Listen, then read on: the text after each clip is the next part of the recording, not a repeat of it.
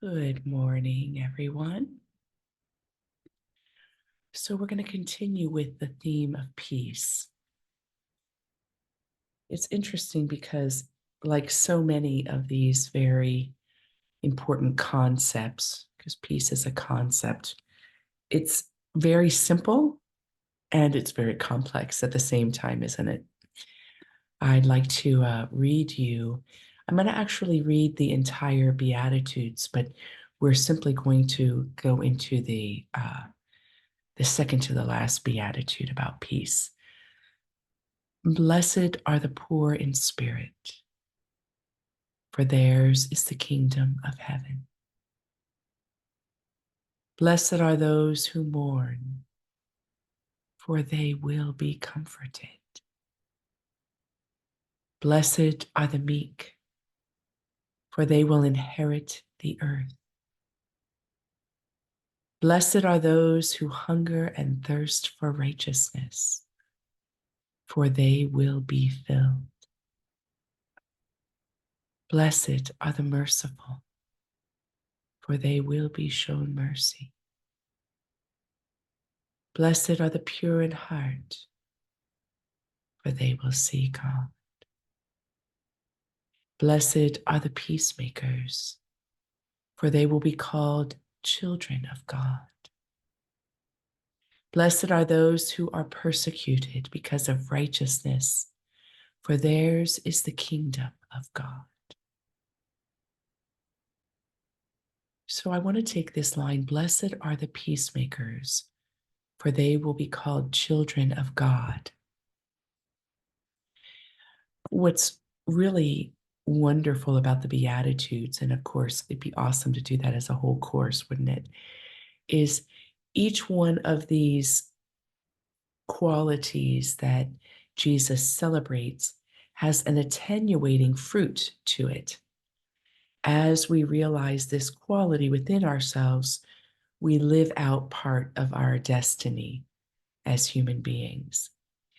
And the one on peacemakers is interesting because as we live out that call, that is really a call about our essential nature. So while we act it out in the world, we're really, again, awakening to we're agents of peace. That's the one beatitude that we actually tap into our bloodline in divinity. Now, you could argue that all of them do that, and they do in their own respective ways. But in these words, it's the only beatitude where we're actually becoming part of the family of the divinity. We're realizing that we are of God. In the others, we're comforted. We inherit the kingdom. We inherit the earth. We receive mercy. We see God. We receive all of heaven. So there are all of these things that we enjoy. But the peacemaker one lets us enjoy awakening to the truth, to the truth that Jesus puts out there, that we are actually divinity. We are actually children. Children are offspring. Offspring are connected in an energetic flow that includes blood because we're flesh and blood. But to be the energetic flow of God includes so much more than that, so much more. And so, in exploring that, I think we're given the opportunity to begin to go deeper. Stay at that very simple, all encompassing statement about being a peacemaker, but then take it deeper. Where does this apply for me in my life? Where does this apply in the world? What are the implications of it? What's my call? What's my call? Is it a call that I can say no to? Not if we're going to self realize. Because if it's part of our divinity, if it's part of actually who and what we are, we only emerge along our path if we step more and more and more into being a peacemaker. And a little further down in Matthew chapter 5 at verse 21, we get a little more insight into what Jesus is talking about. He says this: "You have heard that it was said to the people long ago, 'You shall not murder.'" That's the sixth commandment. So it was said quite a long time ago. "And anyone who murders will be subject to judgment. But I tell you that anyone who is angry with a brother or sister will be subject to judgment. Again, anyone who says to a brother or sister, racha, which means contempt, is answerable to the court. And anyone who says, you fool, will be in danger of the fire of hell." That's really extreme in our call to be a peacemaker. That's really extreme. That can dismantle pretty much most conflict that we can have relationally. You fool. The attitude of your fool subjects us to great, great separation from God. And he goes on with a little bit of advice. "Therefore, if you are offering your gift at the altar and there remember that your brother or sister has something against you, leave your gift there in front of the altar. First go and be reconciled to them, then come and offer your gift." Why? Because then when you're offering your gift, you're in alignment. There isn't something energetically unresolved within you. So then that takes us further. There are many directions we can go with this. And clearly, if this Advent meditation was a bit more about inquiry, we could go there intellectually to probe these things more and the implications in our world. But this is about connection with self. The meditation series is about coming close in a new way to the divinity at our center. My postulation, of course. So, since that's our motive, I want to take it in that direction. What does it mean? How can we open ourselves to this level of being a peacemaker? How can we? And I'm going to teach you today a Kundalini practice and a mudra.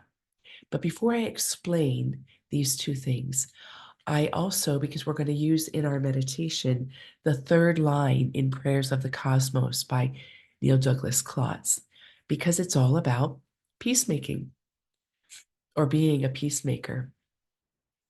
So, Tete Makutak, Tete Makutak, thy kingdom come, thy kingdom come is the translation we get in traditional Bibles. Here is Neil's translation of this Aramaic phrase. Create your reign of unity now through our fiery hearts and willing hands. Let your counsel rule our lives, clearing our intention for co-creation. Unite our I can to yours, so that we walk as kings and queens with every creature. Desire with and through us the rule of universal faith fruitfulness onto the earth. Your rule springs into existence as our arms reach out to embrace all creation. Come into the bedroom of our hearts. Prepare us for the marriage of power and beauty.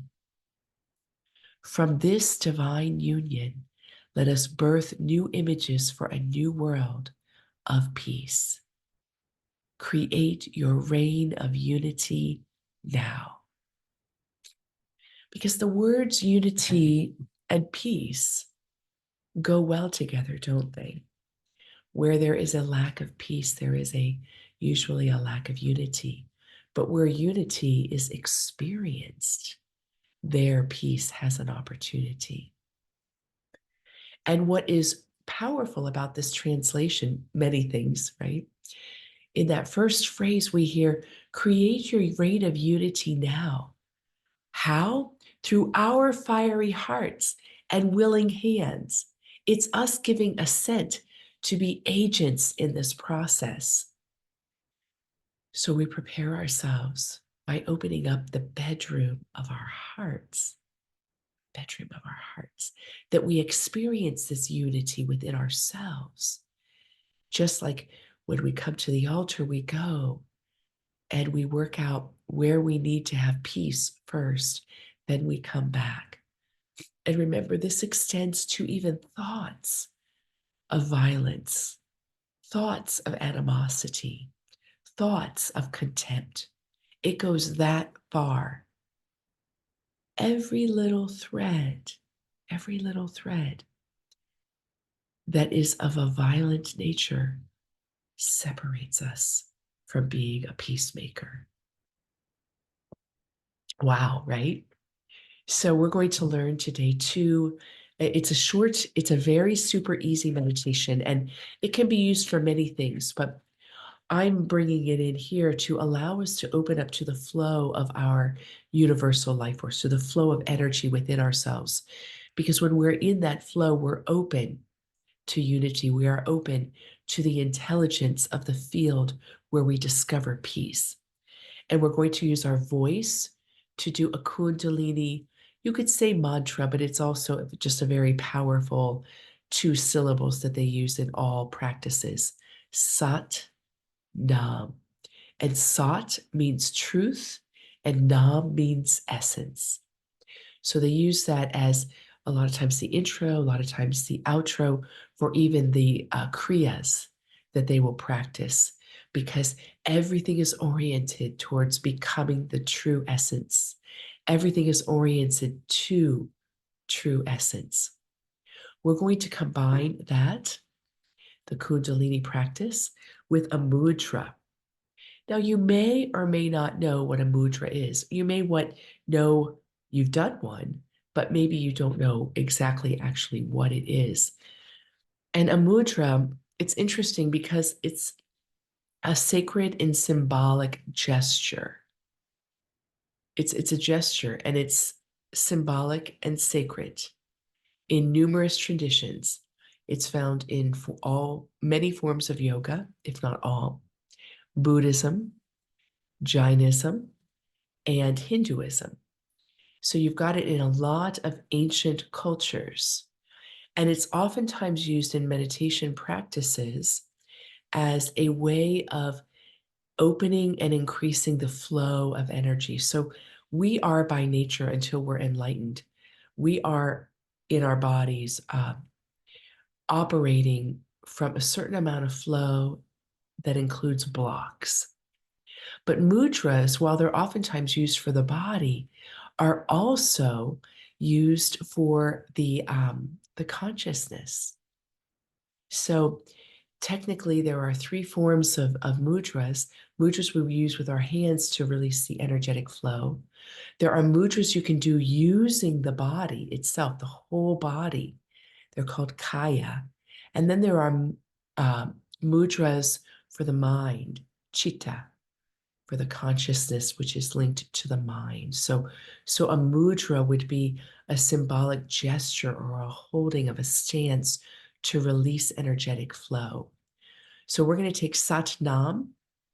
We're going to take the 3rd phrase of the Our Father, Te Te Makutak, and we're going to do a mudra for our meditation today. So you're going to take the left hand and you're going to let the right slap down, palm on palm. And you're going to take the left thumb and place it in the palm. You may have to adjust your hands a little bit. And then you're going to take the right thumb and put it on top of the left. You're binding your energy here so it can release flow throughout your body. That's what this mudra is doing. You're creating just a little bit of pressure, not too hard, but just enough pressure where you feel a certain binding quality. And we're going to let the hands, I think you can see where my hands are. You're going to let the hands be about the heart, not on the heart. They can be setting out in a way that's comfortable. Keep the elbows Not pulled in tight to the side, but relaxing at the side. So they're not out like this. They're just relaxing at the side. And the hands are going to face the heart, just the heart chakra a little bit. Now you can let that go right now. When we move into this meditation practice, we're simply going to do two things. We're going to draw in a breath, and you're going to tone Sat as long as you can. Don't necessarily follow me because of my respiratory thing right now. I might not be able to hold it as long as you. So hold it as long as you can. It's going to be, going to pull in a breath. Sa,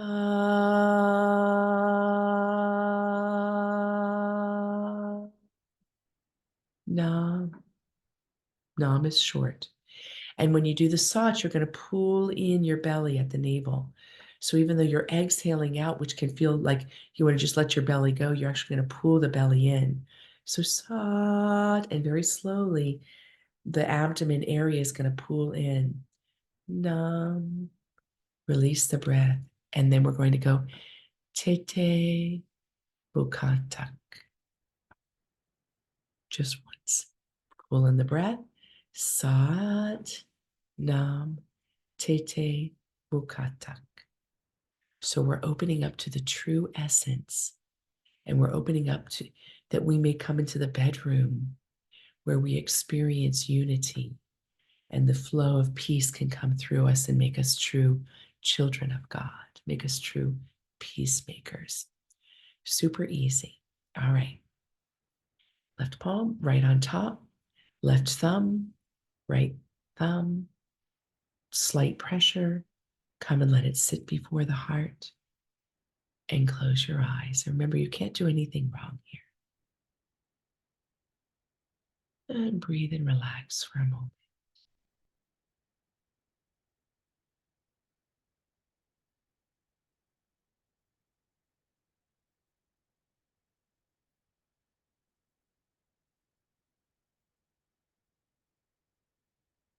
All right, and draw in a breath. We'll just begin. Sa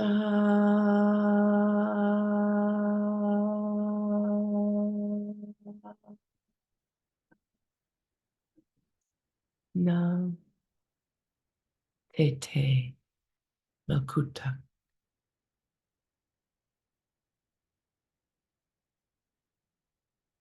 Drawing in a breath. Sa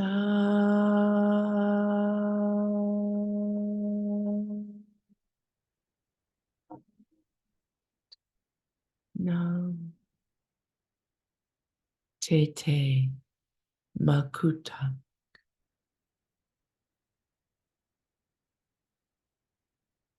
Sa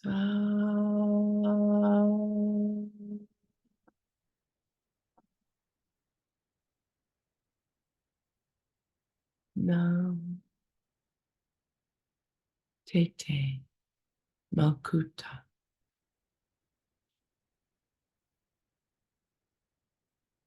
Sa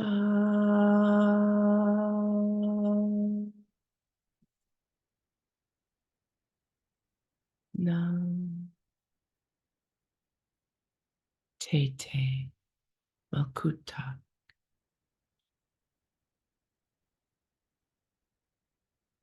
Sa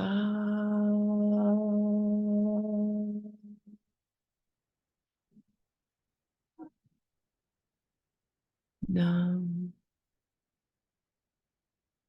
Tete Makuta.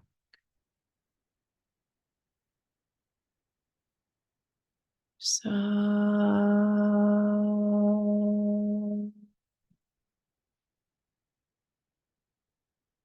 Nam Tete Makuta. Sa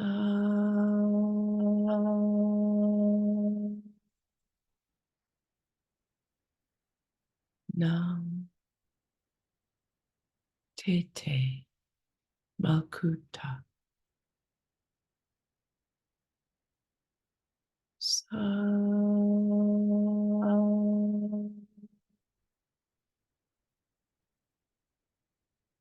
Nam Tete Malkuta.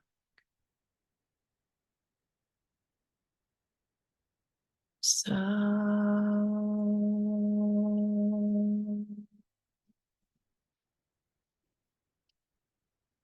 Nam Tete Malkuta. Sa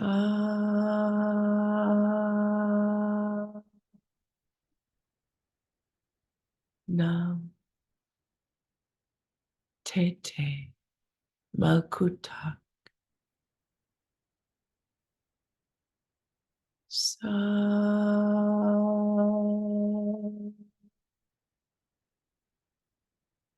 Nam Tete Malkuta. Sa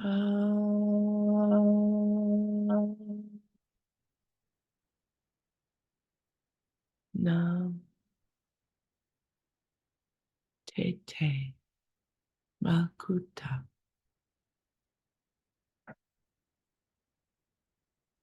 Sa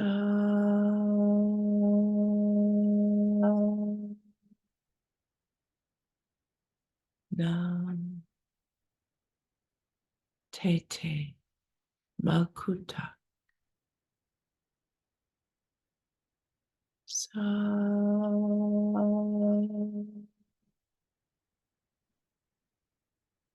Nam Tete Malkuta.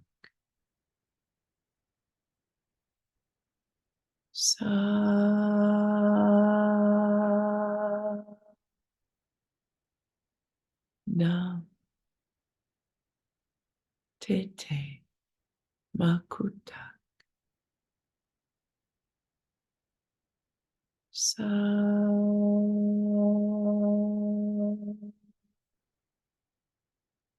Nam Tete Malkuta. Sa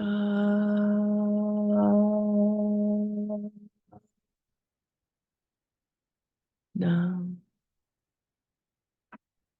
Tete Malkuta. Sa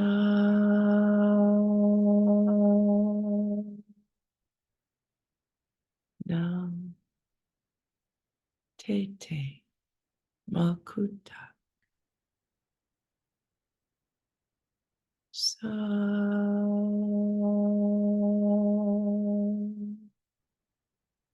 Nam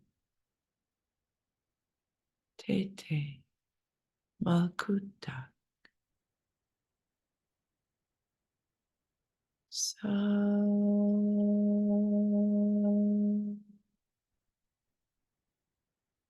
Nam Tete Malkuta. Sa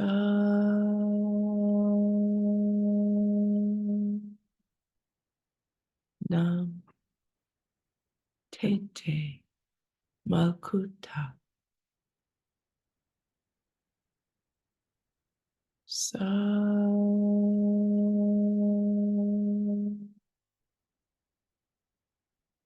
Nam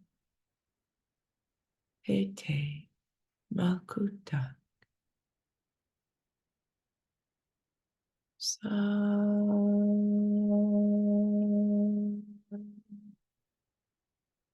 Nam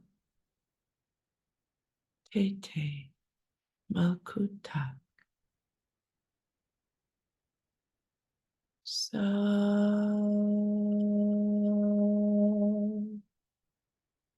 Nam Tete Malkuta.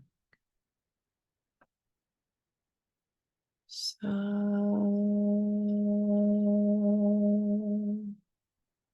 Nam Tete Malkuta. Sa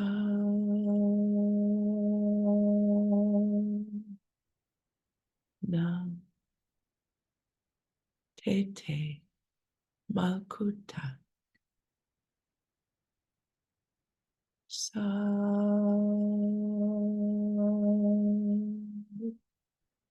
Nam te te makuta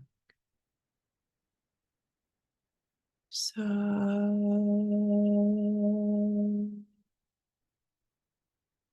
Nam te te makuta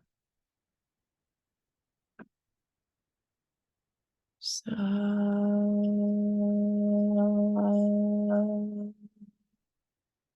Nam te te makuta. One more time. Sa.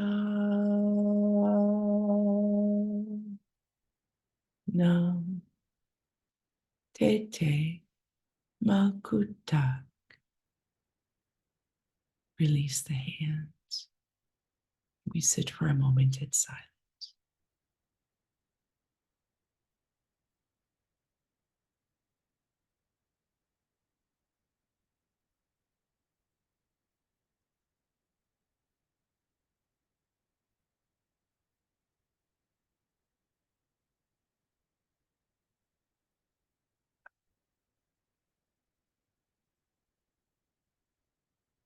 And when you are ready, draw the palms together in front of the heart and open the eyes with namaste. I believe that most spiritual paths are leading us into the embodiment of divinity. And here we have before us an eloquent invitation to find that part of our path is realizing ourselves as peacemakers. Blessings, my friends. Have a great day.